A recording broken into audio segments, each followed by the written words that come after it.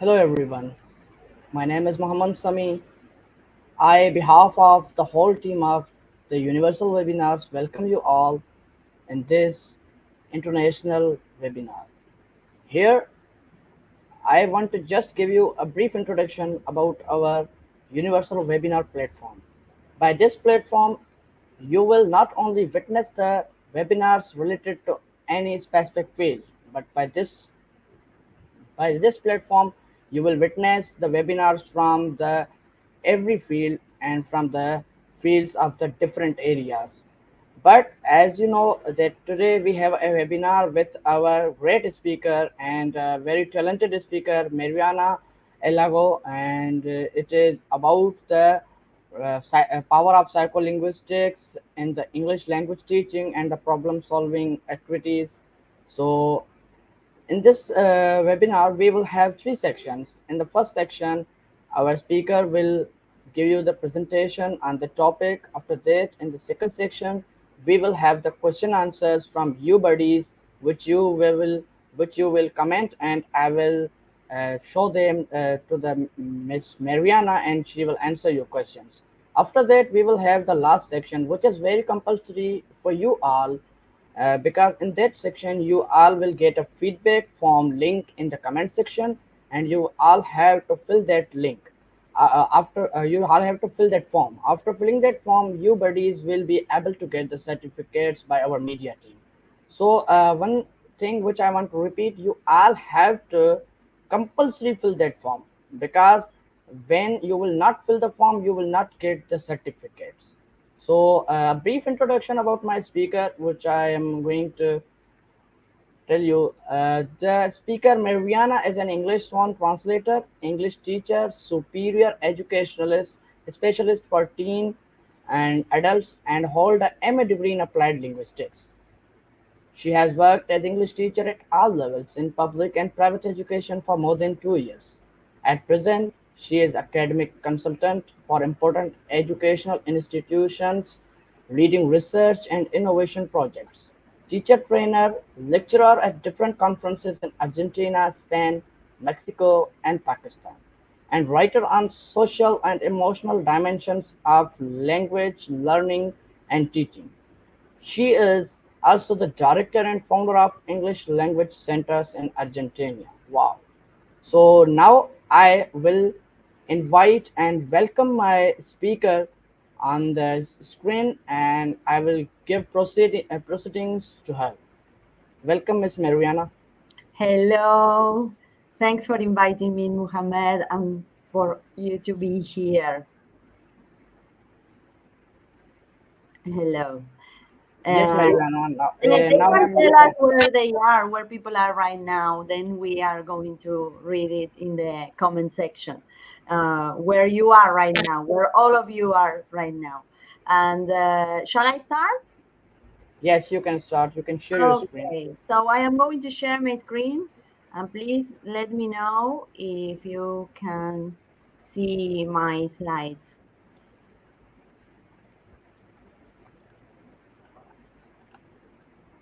Can you see? Yes, we can see them. Okay, so let's start. Well, today we are going to talk about the power of psycholinguistics in English language teaching, a focus on problem-solving activities. And here we have today's rundown. We are going to talk about what is linguistic, some important subfields of linguistic, a psycholinguistic approach in English language teaching, a little bit about cognitive ability, why should we use problem solving and critical thinking in our classrooms, how can we do it, and some stages that we can take, and finally some practical ideas and activity to incorporate them in our classrooms.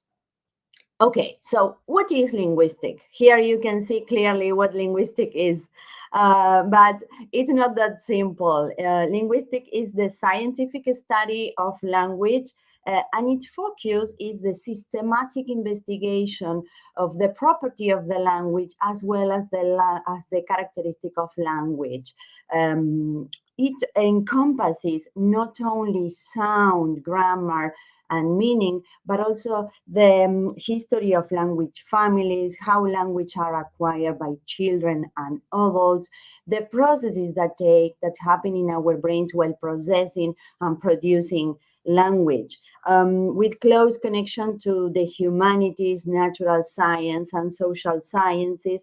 It covers or it complements some other disciplines such as psychology, sociology, biology, computer science, etc.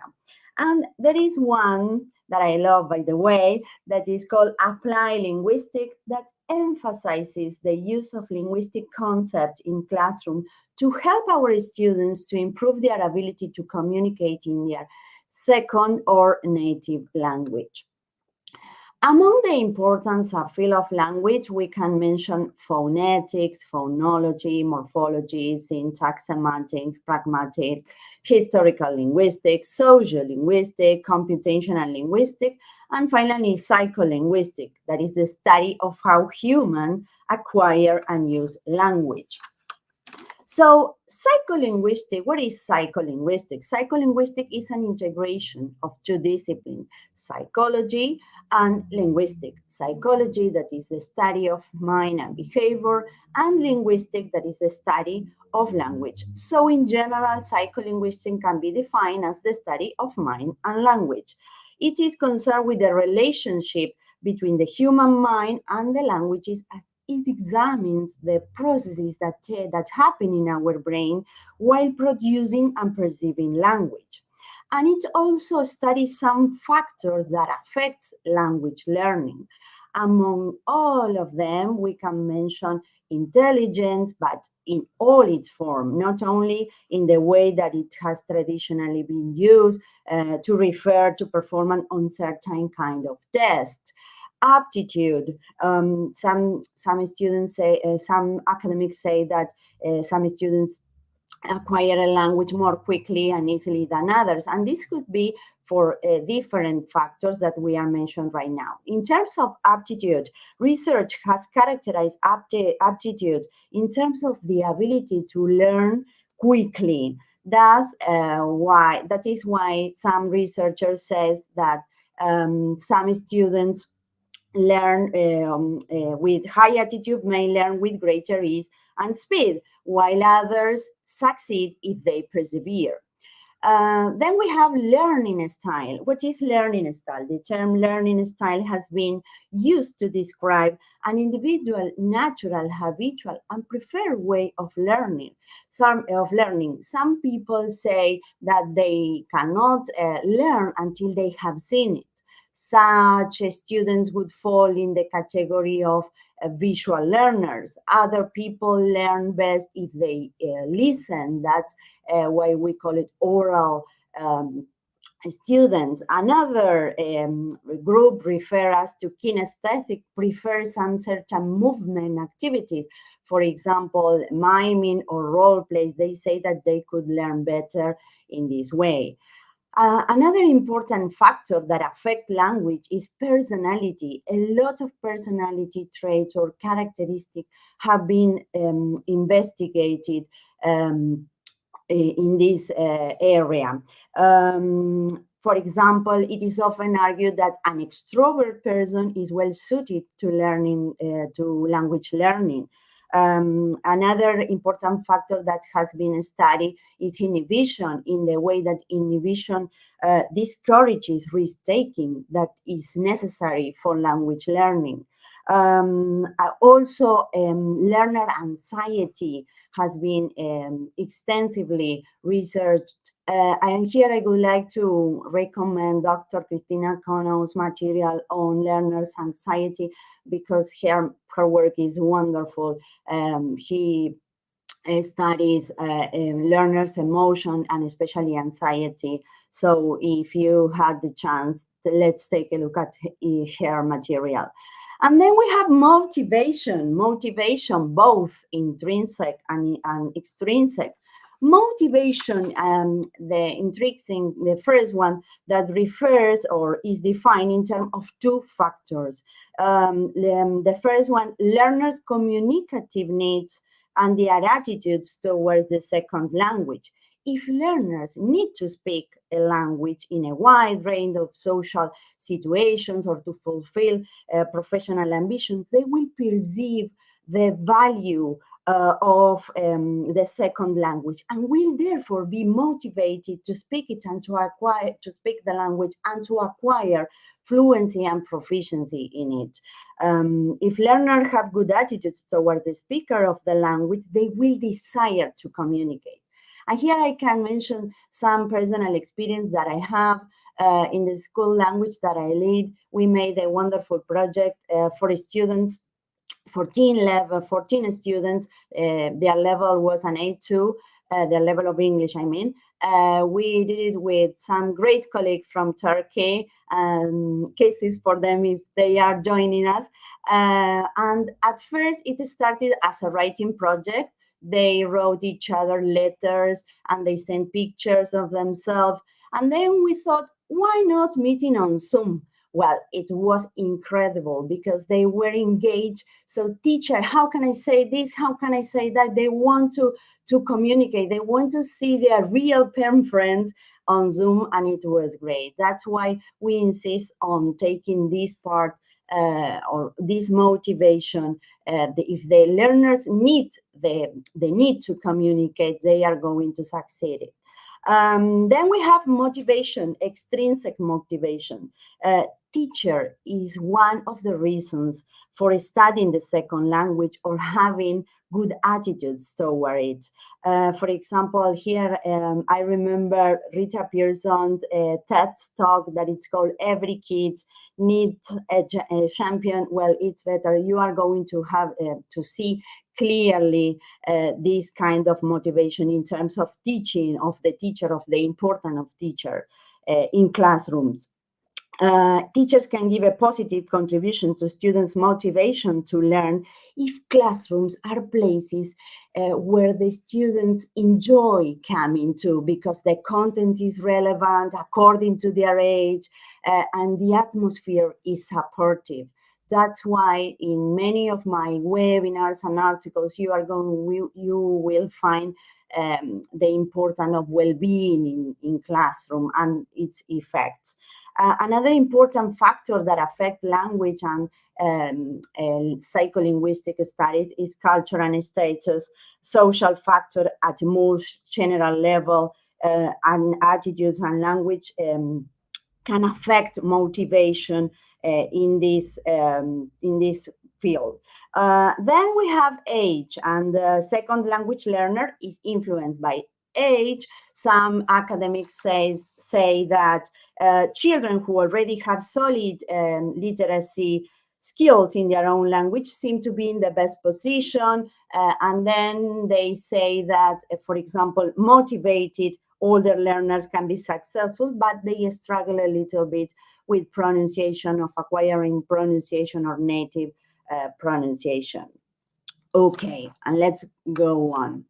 Okay, take a deeper look at psycholinguistics. Psycholinguistics covers three main points: language production, language perception, and language acquisition. The first one refers to the processes involved in creating and expressing meaning through language. The second one, perception, involves interpreting and understanding both written and spoken language. And language acquisition that refers to the process of acquire a second or a native language. Okay, so according to psycholinguistics, acquire a language requires perception skills, cognition abilities, and other mechanisms that are related to language. But what is cognition? And how can we boost these cognitive abilities? What is cognition? Cognition has to do with how a person understands the word and acts in it. It is the set of mental abilities or processes that are part of every human action we take while we are awake. For cognitive abilities are brain-based skills. We need to carry out any task from the simplest to the most complex. They have more to do with the mechanism of how we remember, how we problem solve, pay attention, rather than with any actual knowledge. For instance, I read this definition and I really like it, so I am going to give you this example. For instance, answering the phone involves perception, and I need to hear the tone, decision taking, answering or not, motor skill, lifting the receiver, language skill, talking and understanding language, and finally social skill, interpreting the message and talking with another human being.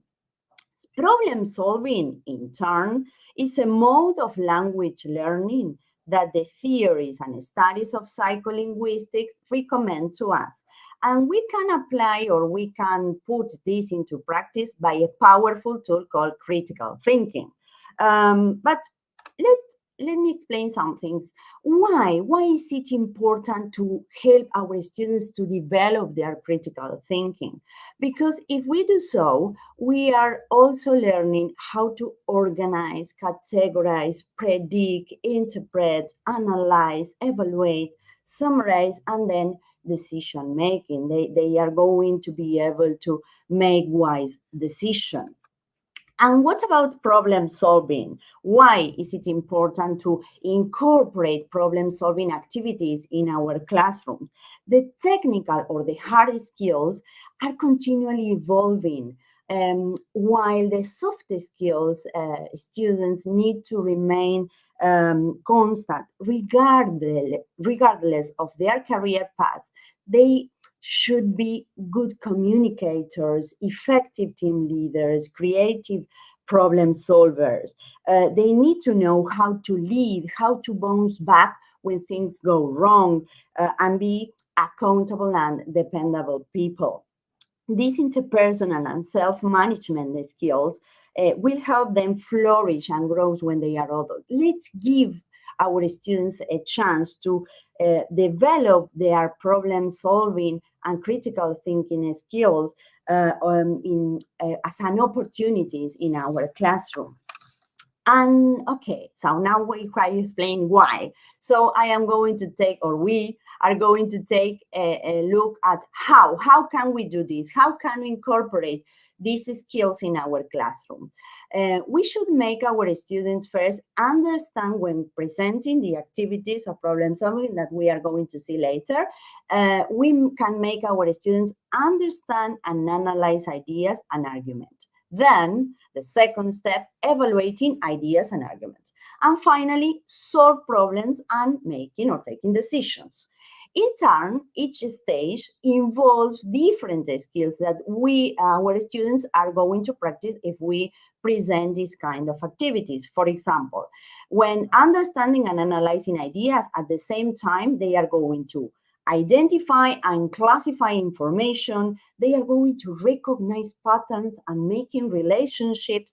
They are going to interpret and draw inferences from arguments and data. As with the second step, evaluating ideas and arguments, they are going to evaluate specific information and points, specific point in an argument. They are going to evaluate arguments as a whole. And finally, they are going to draw appropriate conclusions. And in the face of solving problems and making decisions, they are going to identify and understand problems, gathering and organizing information, justifying their decision. For example, if they decide this, well, now justify why did you choose that option. Evaluating the effectiveness of implementing solution. If the solution they finally arrive at was okay, or if they solve the problem or not. And we can incorporate critical thinking at all level of education. If you are working at a pre-primary level, we can help our students to sort, arrange, and describe all objects by shape. For example, it is a circle, it is a triangle, it is blue, it is soft. At primary, we can help our students to identify characters, setting plot, stories about a man or a woman who was standing over there. They can identify things in general and specific things as well. At secondary level, we can identify the basic structures of an argument, the conclusion, making summaries. At a higher education, they are going to, if, for example, if you are teaching at a teacher training college, identify the key point in an argument. The main point is, or for example, when we are studying some theories, you can make them to analyze or study different views from different authors, and the main point of this author is this, and they are going to identify the main ideas. Okay, let me see. How can we do in our classes to promote critical thinking without changing what we need to teach, of course? Teachers can model organizational skills by starting each class with an agenda. Writing a basic agenda on the board is a simple thing that has very positive results. To write an agenda, the teachers must be organized with clear objectives and outcomes. The students see as soon as they walk in what they are going to learn that day. We can encourage our students to have a binder and help them to organize material. That's one of the things that we could do to incorporate critical thinking techniques in this way. Let's take a look at problem solving.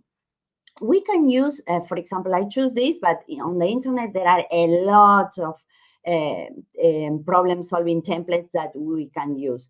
This kind of activity help them to keep in focus during the activity that we present. We are going to see in detail later. But for example, what is the problem? Step one. What is you present the situations? What is the problem? What happened? What do we need to solve? What happened? What should happen? Why the cause, for example, why this did it happen? The number 4, improve. How do we keep from happening? And finally, if the solution that the students arrive at work or not. So check, how will we know if it worked or not? Another thing that you can do is to have a problem box in which students anonymously write a problem they have. The teacher can read out loud the problem, and then you put the students in groups, and they can help their mates to solve the problem. This is just a small step. We are going to see some activities or some practical ideas later on. Okay, so problem-solving activities. I really love the way Adrian Tennant explained this kind of activity. This applying mainly for a speaking skill, and he explained to us that we have 3 different type of problem-solving activities: the opinion problem-solving, the logical thinking problem solving activity, and the information gap problem. In the first one, the opinion problem solving activity, in this type of activity, students are given information where there is not necessarily a right or wrong answer. Students have to discuss some things, the problem that they need to solve, and they have to come up to a conclusion. This type of activity differs from a normal discussion in the way that there is a build problem. It is not a normal discussion or a debate activity. Students are then expected to discuss the problem and come up with a solution. To help our students, we can give some options, then we are going to see in more detail. We can give some options or role play cards, and making the activity a little bit more complicated. The second step, the second type of problem-solving activity is the logical thinking problem-solving activity. In this type of problem-solving activity, there is usually one correct solution. To arrive at the solution, the students need to analyze the information they are given and logically work out what the solution is. There are two ways of presenting this activity. They can be either split in groups so that they don't have the same information and they must share it, or all the students at the same time have the same information and they are going to analyze. They have to follow a step to reach the solution. Number three, the information gap problem solving activity. It is not the normal information gap activity in which the student A has an information. For example, let's imagine a person profile. Student A know the name and nationality. So student B asks, where is he from? What is his name? And he writes the information. This is not. In a problem-solving information gap, getting the meaning information is not the ultimate aim of the activity, but merely a stepping stone on the way of finding or solving the problem. Okay, let's take a look at why. Before going to the practical ideas that you can take, let's take a look at this. Why use problem-solving activity? We have mentioned some reasons before, but we are going to see some others. The disadvantage that we can encounter in presenting this type of activity, how do you set up a problem-solving activity, and what to do after it. First, why? Why should we use? Apart from the fact that these activities can be entertaining and fun, they are also very stimulating. They usually require students to communicate the information, to express their opinion, rather than repeating phrases. In many ways, problem-solving activity replicates real situations in that people have a need to speak. Problem-solving activities can also be an effective way of revising or reviewing some, for example, some topics that that they have been taught. For example, both grammar, vocabulary, and different things that you need to teach. Disadvantage. Are there any disadvantages to problem-solving activity? Yes, they are.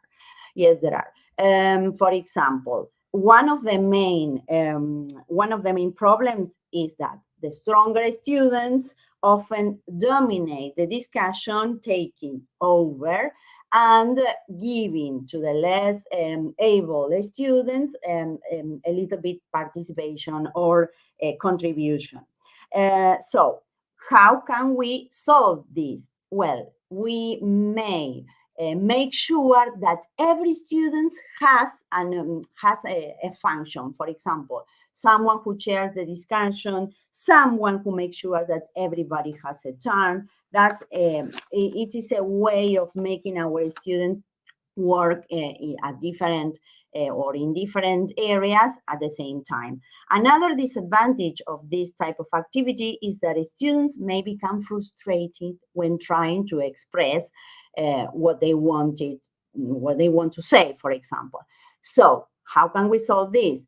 Please make sure that you pre-teach all the necessary vocabulary. I mean, if they are going to express some opinions, well, in my view, from my point of view, just make sure that the students know the language or the expressions or the vocabulary that they need.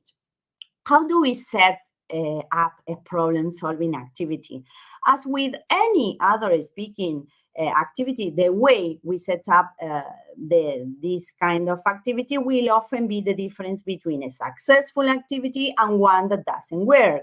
The first things to consider is whether the activity uses the language you want the students to practice. And the other important thing to take into account is that if you are going to work in groups, that there is a balance in that group. Some students who know, for example, more vocabulary, well, try to make a balance in this group. You know your students, so you are going to find a way of finding this balance. And what to do after? We need to make a follow-up activity, because if we don't do that, students are going to lose interest in problem-solving activity. For example, discuss, if we are working in different group, we can discuss why this group found this solution and the other another one, and then compare. But we have to do a follow-up. And another important thing here is to mention that you shouldn't focus on the mistake they did while speaking. You can take notes and then express later, or some make it well. For example, if they make some mistakes in expressing a tense, well, so now take note, and then you can do it later after the lesson, because the ultimate aim of this kind of activity is to communicate, to express in the way that they see the need of communicating. Okay, and now some practical ideas.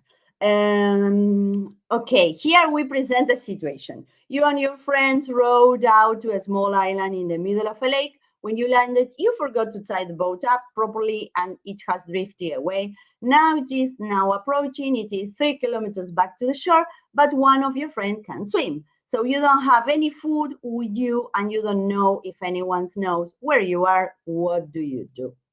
So you present this is an example by Adrian Tennant, and you can present this kind of problem, and we can make some variations. For example, he explains that we can give our students options like the ones that you are reading there. Try and make a fire on the island to attract attention, find somewhere to sleep for the night, and then try and get off in the morning. And they have to explain why they choose this option. They have to justify their answers and making some discussion. If you want to make the activity a little bit more complicated, we can give them some role cards. For example, let's imagine that this lake is full of crocodiles and you have to swim there, or maybe something regarding the temperature. The temperature is freezing, or maybe you run out of battery, the cell phone of your battery. And then I chose this image to represent darkness, because he mentions that something like, for example, you are afraid of darkness and you don't want your mates to find out. So you can you can present a situation, a problem to solve, and you can make this variation, these options to make for them to choose, and then make a little bit more complex these activities. Another activity that I like is this one. Then you are going to find all the reference material in the last slide. That it's called I Am Between a Rock and a Hard Place. One of my teachers did this activity, and at the same time they listened to the song I'm Between a Rock and a Hard Place, and it was very nice activity. So you present, I need to decide. What do we need to decide? Then what is the deciding factor? For example, then the second step, it says classmate 1, classmate 2, because they have to ask all their students about their opinion, and they have to explain why did they choose this activity. This is an entertaining activity. They are going to work enthusiastically, and I can guarantee that it is a wonderful way of making them know about the need of communicating the other language. Then another activity that you can do is moral dilemmas. Moral dilemmas are wonderful to express opinions and to make some discussion. Remember that we are talking about opinion, the first category of problem-solving activities. Okay, now let's take a look at the logical thinking problem solving. Here, in this kind of activity, the students need to solve the problem, but they have to read the information and they have to pay attention to every detail, because they are going to categorize the information to find a right solution. There is a right solution, and they have to follow some steps in order to succeed. For example, here it says a new teacher starts working at school. In her class, there are a set of triples, Anna, Brian, and Carl. The teacher can't remember which one is which, but she has kept some note about the three kids. She knows that two of the triples are boy and one girl. Well, and then they have to analyze all this information, taking note, and help this teacher to solve the problem.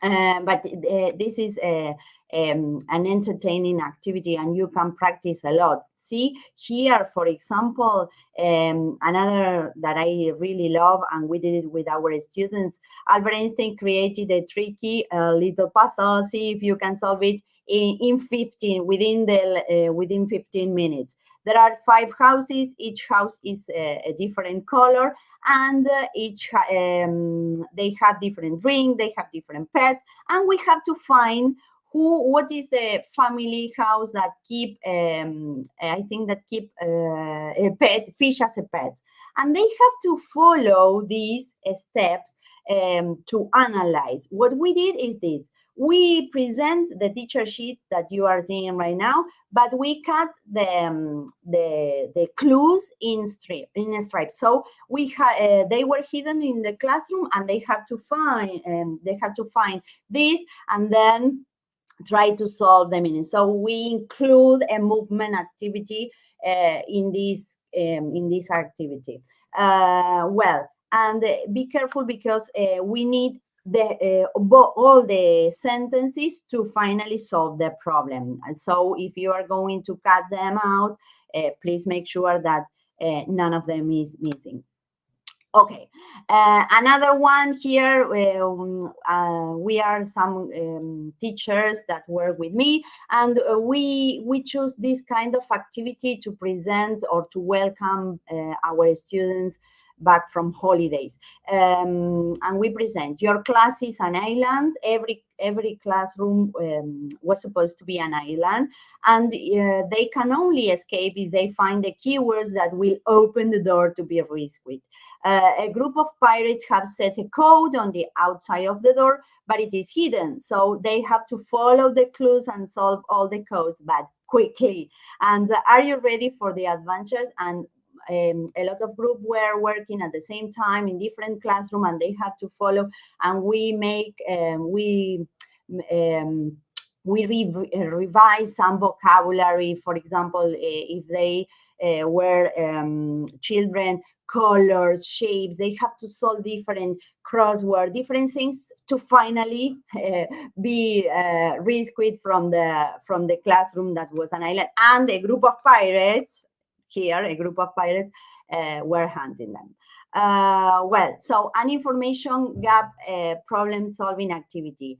How can we present this kind of information gap?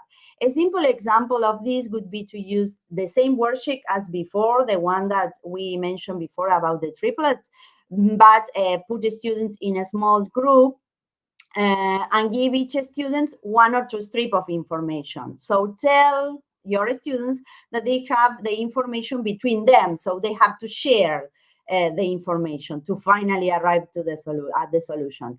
But they must show their information to the other students in their group, and then they are going to finally arrive at this solution.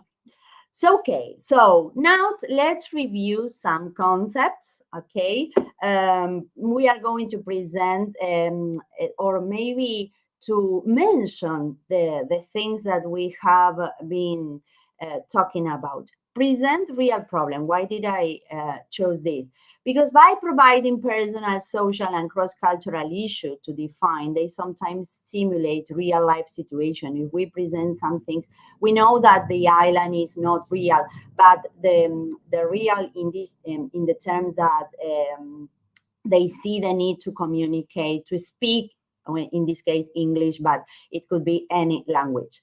It is a way, having or working with problem-solving activity is a way of presenting a combination of skills. It is also possible to integrate all the skills in this activity. For example, reading or listening to a situation, to a problem or a question, responding or commenting either through speaking or writing. They had to justify their answers.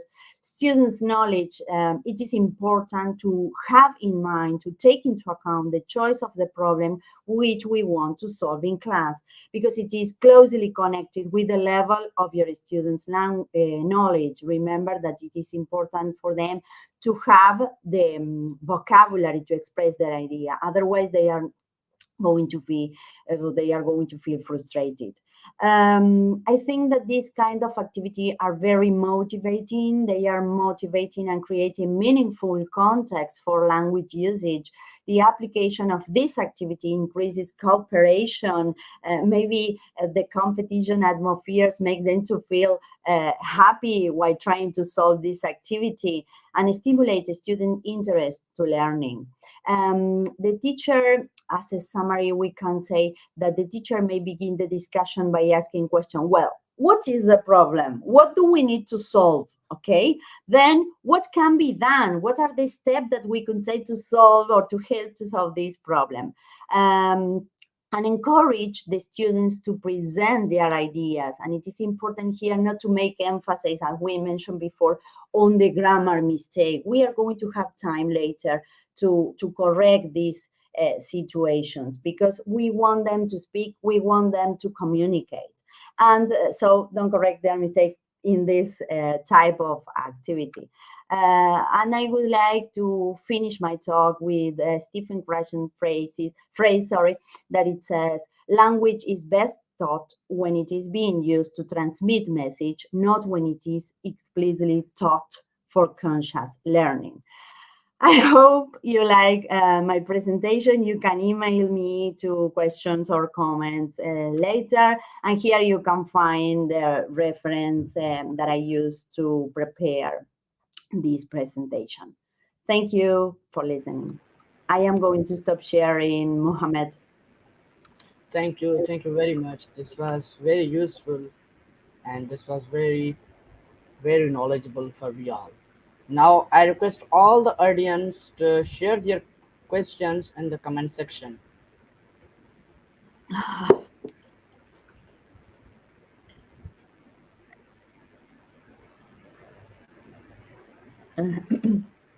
I was thirsty, so sorry. That's why I drank. That's okay.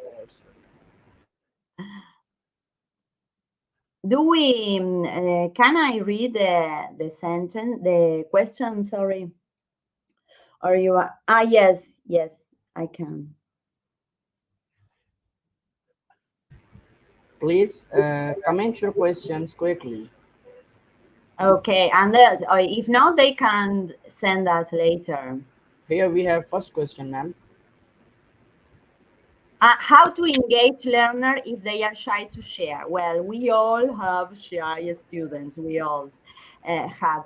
One of the things that I mentioned during the talk was that we can make sure for instead of making them speak all the time, you can give another function. For example, I don't know, make sure that everyone has a turn to speak, or maybe to write the reasons why they choose a problem. Perhaps they are going to find it difficult to express their own opinion, but when they are in group, they feel more comfortable to speak with their mates and not in front of the whole class. So maybe if you know that this student is a little bit shy, not to expose him or her, but trying to make him or her important in the way that you give some functions during the activity. It is not a way of exposing our students to speak if they don't feel comfortable, but trying to make or to give him or her some activities to do to participate. In the way that we need to make our students speak to all of them. It doesn't matter if it is if he or she is shy or not, but try to not expose him. I think that it would be a good solution, I think, and make sure to give some function during the activity. For example, if he wants to share the discussion, he's the person who said, well, you are going to speak first, then you are going to speak second, because they can communicate with their mates. Perhaps the shyness has to do with speaking in front of public, I mean, or the audience. What are the various stages of language development, and which would you consider very critical to a child's language communicative? Wait, oh, I can see. Wait a minute, because something happened to my screen. What are the various stages of language development? You mean, I think that you mean all the factors considering the language communicative development, and we can do it by stages. I think that that's what you mean. We have to take into account, as we mentioned, all the factors that involves learning a language. So trying to have a wide view is going to help you to learn your group, because you have to have in mind the specific characteristic of your group of learners, I think.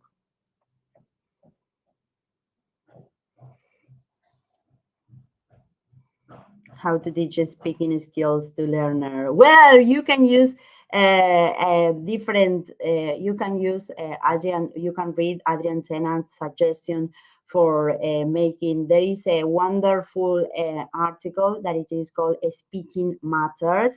It is one of the article that I use as a reference, and she gives a lot of tips to use in this skill, in a speaking skill. First, I think that I would say that they need to know some vocabulary to express, or in order for them to speak English. And another important thing is that you can give some or a kind of scaffolding. You have to do in different steps. You can do our, or we can make our students speak if we don't pre-teach some vocabulary, some structures for them to express. So I think that you need, first of all, teach them or pre-teach some vocabulary for them to apply while speaking.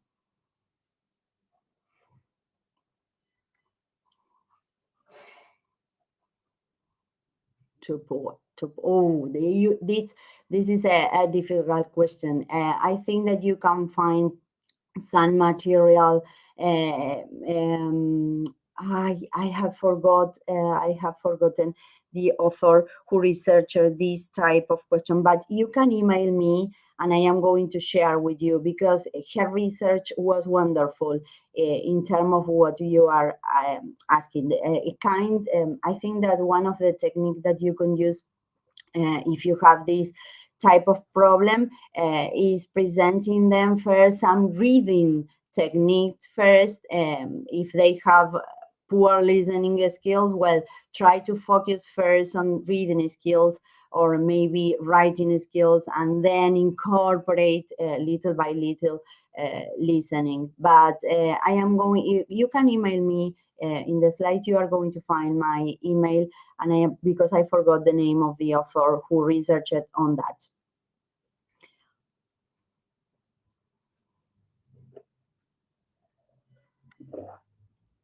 I can't see any question.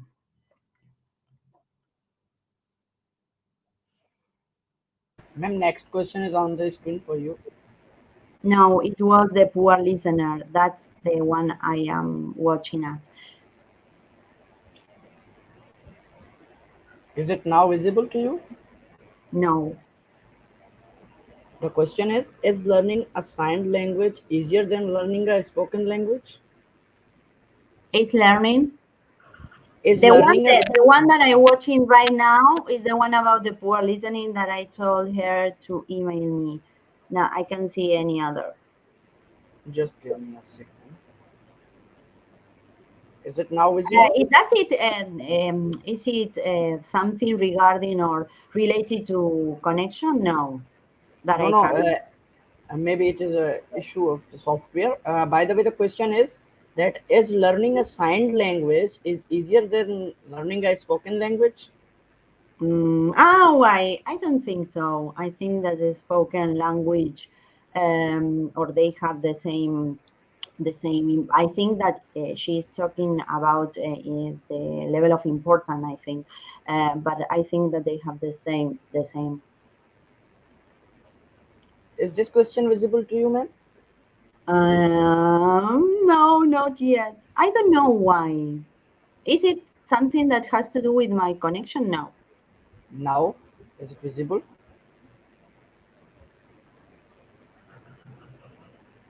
no. Yes. As the teacher, yes, as the teacher. What can we do to ensure that your students can understand my message efficiently and effectively? Well, here I can mention that sometimes we are going to turn into the first language. Some academics and some researchers recommend not to use first language during our classes, but I think that sometimes we need to use it. For example, to get as Uriel, I don't know if I am pronouncing the right way, as Uriel said, they can we need to ensure that our students understand us. So sometimes we need to make our first language as a resource to get the message clearly.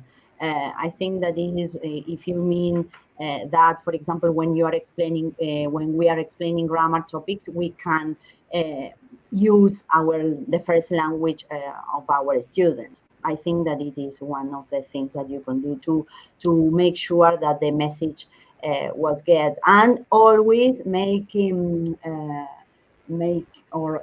questions if the did you get, and I think that it's going to be that you are going to succeed in getting the message clearly.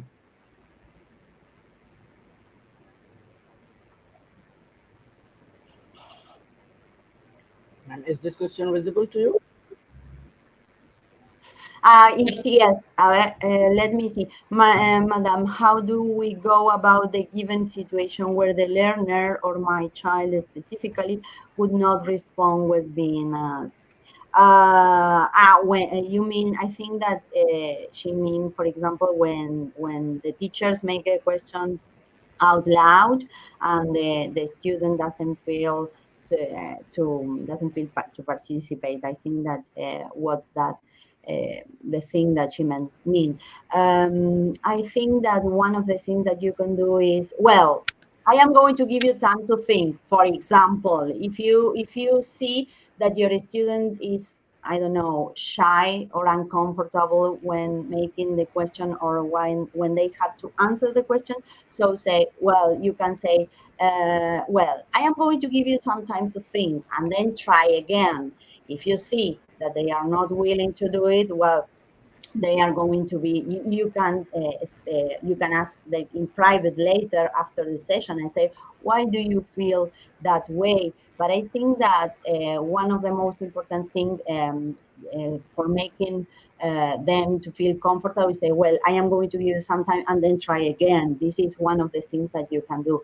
And if it doesn't work, when then you can ask them in private, just to see, for example, if it depends on what the objective.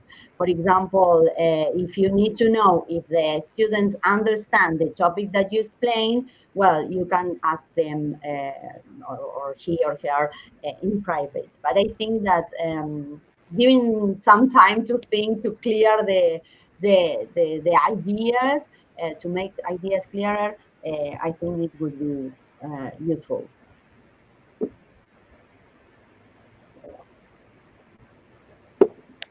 Well, this is a difficult question because, in terms of, for example, some researchers say that it is, the difference between language learning and language acquisition, because some people say that it is a natural way that we learn the second language in the way that we learn our first language. That's why they call acquisition, because they acquire natural language. In the first language, children are not taught, well, this is an adjective, this is a verb. They just learn by repeating, by listening, and this is why we call acquisition. If you ask me, when referring to the second language, I prefer learning, because we are learning a language in a classroom, in a special place. That's why I think that it is not an acquisition. But you can read Stephen Krashen, The Natural Approach, and it is a wonderful explanation for you. It would be.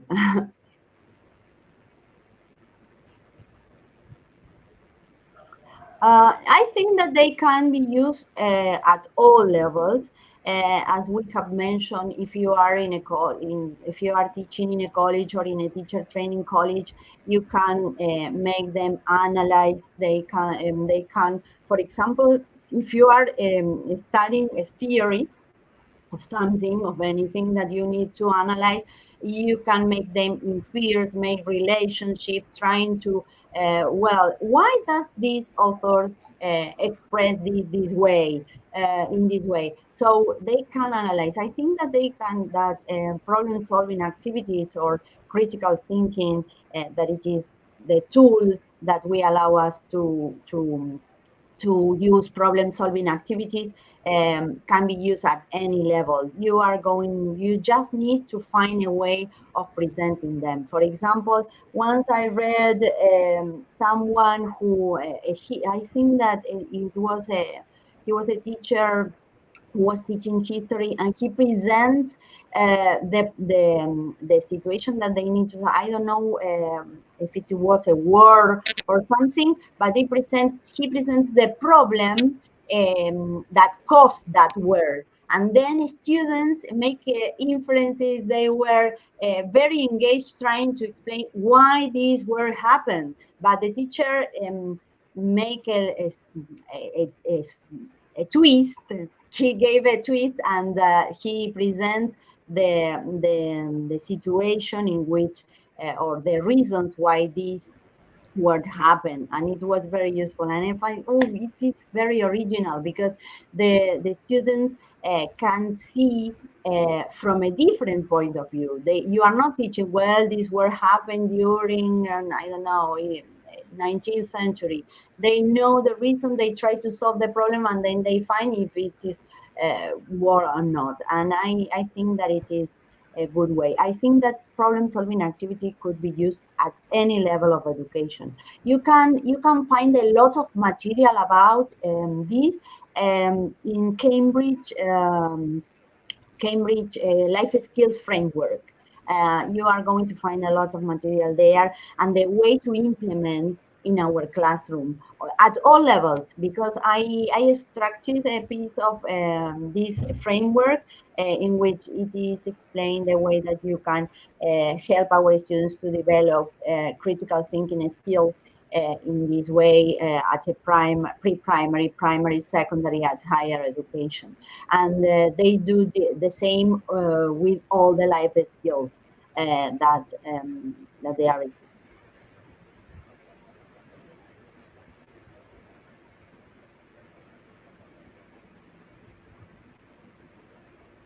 I think that we have no more. Then the next question is on the screen. No, I can see. You can take. Can you show it again as on a slide, for example, as on Is it slide? visible now? Is this in no? Yes, now you can see. I think that no, and now I said host Sami, but I have just seen it.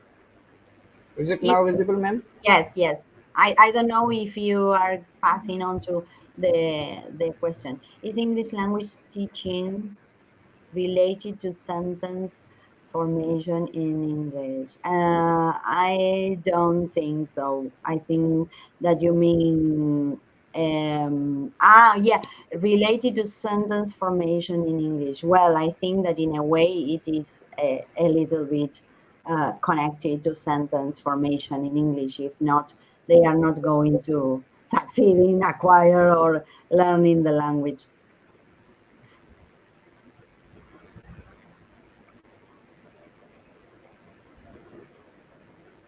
Oh, that is an interesting question. In today's time, the mode of learning preferably was online. Yes, because we suffer the pandemics around the world. How can we ensure that teachers communicate well without misunderstanding?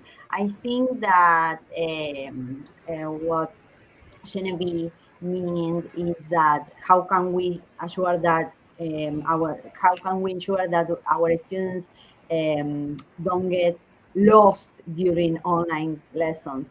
And I think that it has to do with um, making some track of or some track all the time. We need to well, you know that online settings are very different from face-to-face lesson, and the teachers need to pay attention to a lot of factors while giving online lessons, because sometimes the sound doesn't cooperate, or maybe the connection, and we need to take into account these things when giving our lessons. So I think that the question is, how can we ensure that teachers communicate well without misunderstanding? I think that keeping track of your students all the time, because and I don't know how many students do you have at the same time in an online environment or in an online classes, but when you have a lot of students, it is very difficult to have all the factors there and to have a successful lesson, because we need to pay attention to the connection, we need to pay attention to the microphone if they are talking all at the same time. So one thing that you can do is when trying to explain, try to mute all your students and to make a follow-up. Did you get the message? Did you find? Do you want me to repeat? I think that it is because I know that because we did it a year and a half, we were giving online lesson, and it was hard for all of us around the world. We are not the only one who suffered this, but this was the only solution. That's why we insist on the importance of well-being, or maybe on making our classroom a supportive atmosphere, and trying to make, because has to do with language as well, trying to make or making trying to teach our students these skills, because they are going to need when they are old, they are going to help them to flourish when they are grown. The next question is already on screen, ma'am. Hmm? The I next can. question is Okay. What is? Okay. Well, I have made some notes because there is a question that everybody asked me. I think that CARES in during 2019 explains language learner is used because some experts believe that the second language can be mastered by learning the language intentionally and consciously. This is different from the first language and mother tongue, which is acquired naturally and unconsciously without a formal setting. I mean, in a naturalistic language learning. Formal language is in a classroom with material. I think that you refer to this. That's why I think that in this way we can say that it is language learning, because we are teaching in a formal language, in a classroom, I mean, with material, with the teacher, with the students, with the chair. I think that it is one of the main difference of acquisition and learning. but you can read child material.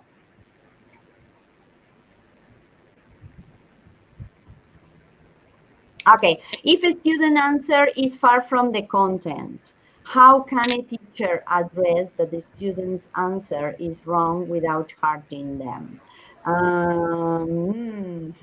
If a student answer is far from the content, how can a teacher address that the student's answer is wrong without hurting them?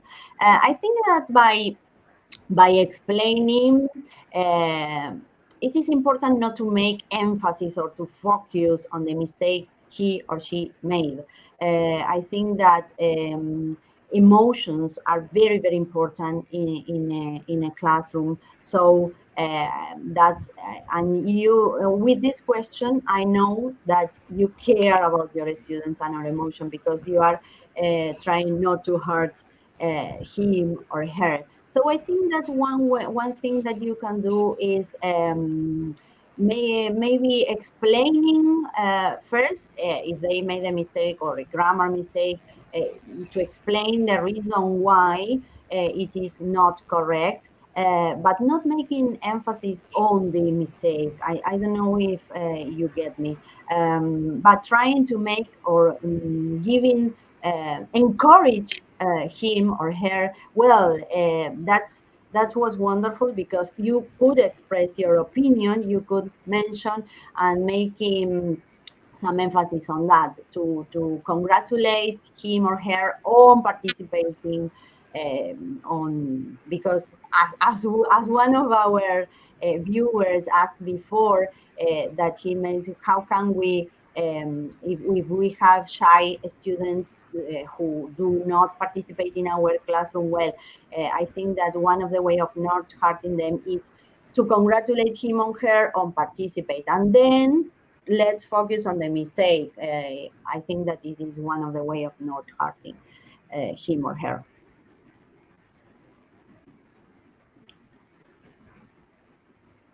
Okay, here it says, how can we motivate learners to study, especially in this pandemic time, where most of learning ways uses online mode? I'm going to tell you some things that we did in our language, school. We took some surveys. Our students completed some surveys in terms of preferences. For example, we make them complete about their interest, music groups, preference in terms of the activity, if they prefer, I don't know, completing some surveys, or making puzzles, making crosswords. And with all that information, we prepare our classes. For example, if they like a band rock, well, what we did is try the thing that we need to teach, we try to give or to explain using the music of this band.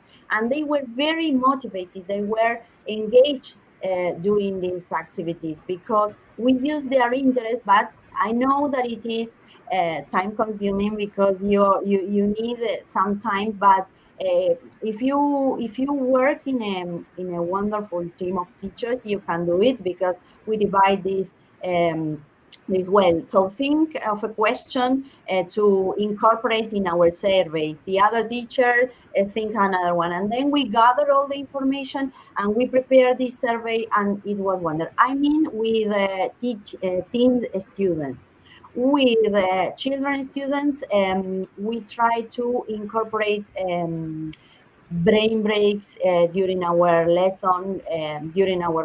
For example, well, we explain this, we share a link in which, I don't know, they have to make a game or to play a game, and then we have a brain break. So try um, to adapt the things that we need to teach according to their interests, according to their uh, likes and dislike preferences. I think that it is a wonderful thing that you can do. At least it was very useful for us to know, because we know what they like, and we use it to teach. Ma'am, we have last two questions. The one is already on screen. Then after that, we have the last one.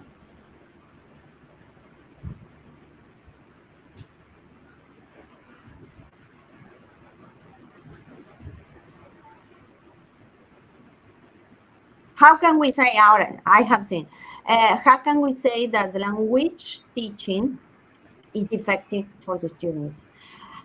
I think that when the students see the need of communicating, I think that when they succeed in expressing a language that he wanted to know. Yesterday, I was in one of my teachers' classroom, and she was teaching have got and has got, and they were making a distinction between the third person and the way that they have to say she has a doll.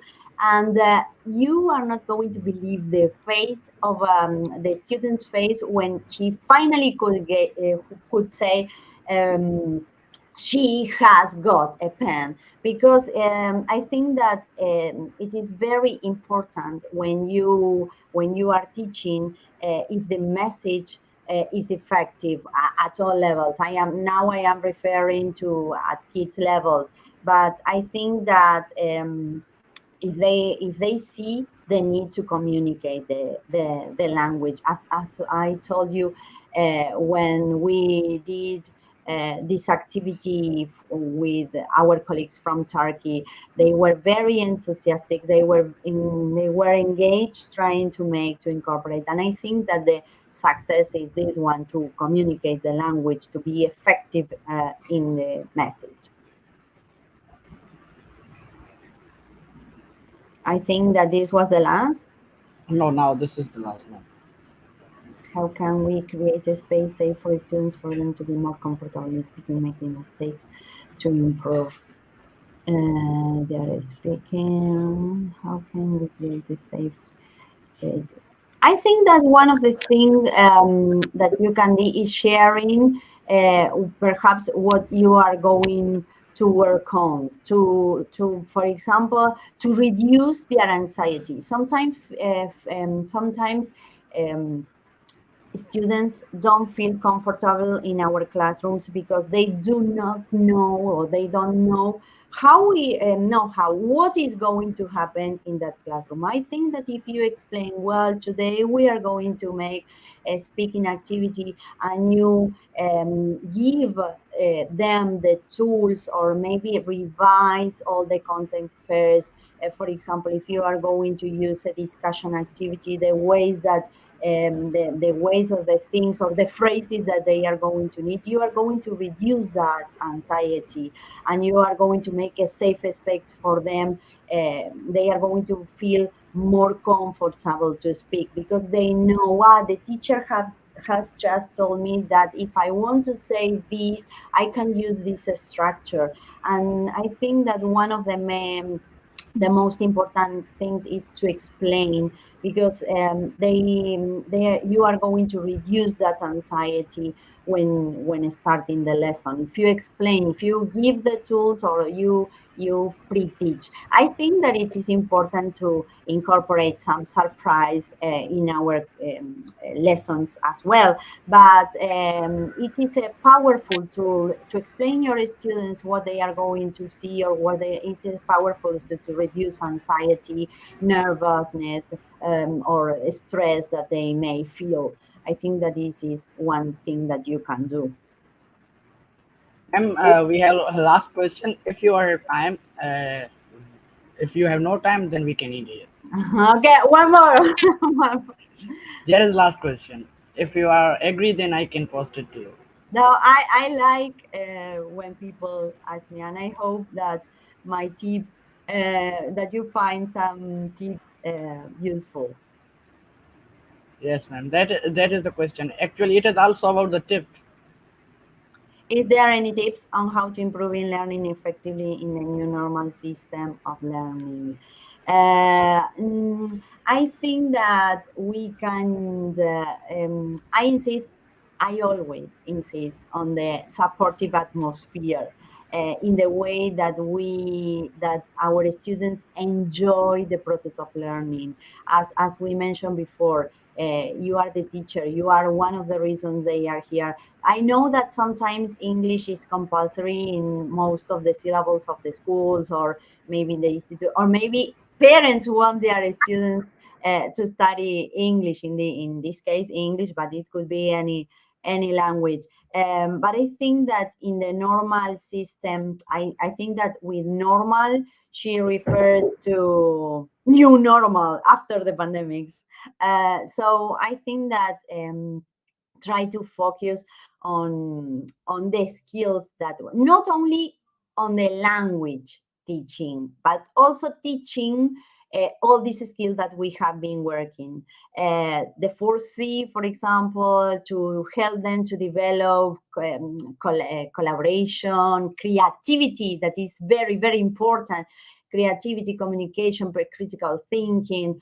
It is very important to have in mind all these skills to develop as well as the linguistic skill. I mean, reading, listening, speaking, and writing, but they are very, very important too. So I think that to learn effectively, we have to take into account all these factors to put well-being, the supporting atmosphere, soft skills at the same level as academic result, because they are going to, in a way, they are going to help to succeed in the language learning.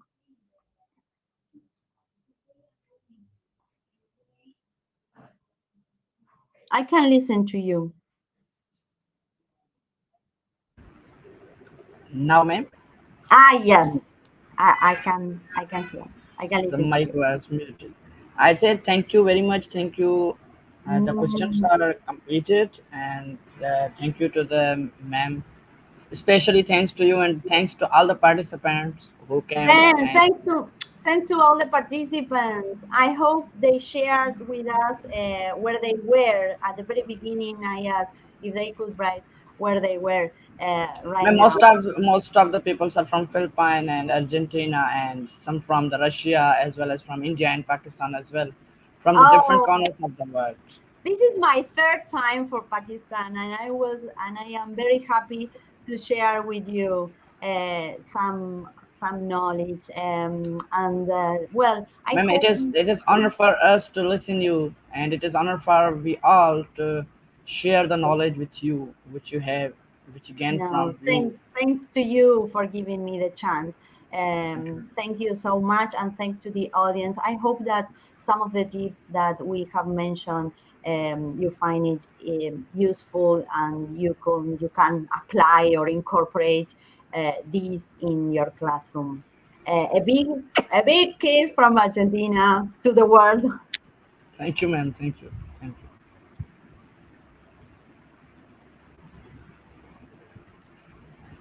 Everyone, thank you for your participations. I have shared the link of feedback form. You all have to fill that you can get your certificates.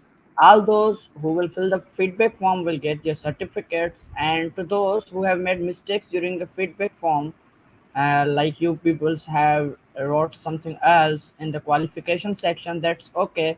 That's not a big deal. You will get your certificates even after that mistakes, so don't worry about those that mistake. And those who have still some confusions or still have some issues, they can WhatsApp us, they can email us, or they can send us message on the Facebook too. Our Facebook link is also given in the participation form. We are all on the Facebook with the name of at Universal Webinars. You people have to follow us on the Facebook, because the further updates about the certificates, when they are going to be mailed out, when they will be given to you, each and every information will be uploaded on the Facebook, so you all can go there and you can get your certificates. The other thing is that the people who were active during the webinar, one or two people who are very lucky and were active, can get the opportunity to be the guest in the next webinar. So you buddies have to be ready for that. You will be informed if you will be the guest in our upcoming webinars. So thank you very much. Thank you to everyone. Inshallah, we will have lots of webinars in upcoming days as well. So refer this website and this channel to all, and who haven't subscribed this channel, subscribe it again. And if you have not liked our page, go and like it again. And person who haven't filled the feedback form, I am giving you all the 5 minutes more to just go and fill the feedback form again, because after 5 to 10 minutes our feedback form acceptance will be off. So go and fill the feedback form.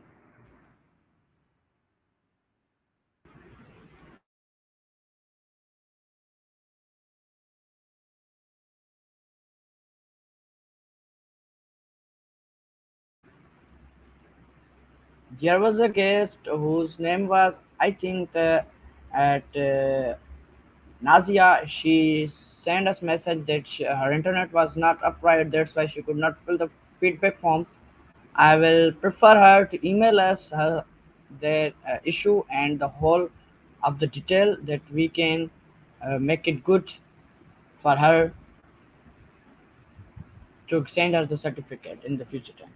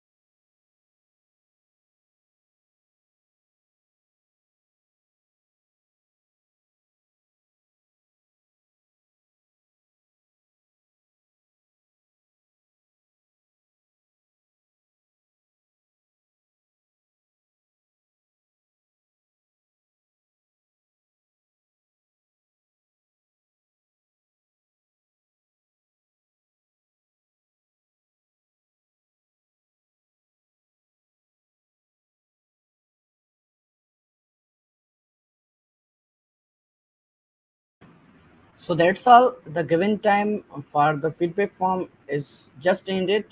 So those who have filled the feedback form will get you the certificates, and who haven't filled the feedback form will not get the certificates. Thank you all. Thank you very much for your cooperation, for your for your being present here, and special thanks to our host, Ma'am Mariana, for her very kindness and for very knowledgeable presentation. It all. Thank you all. Thank you very much.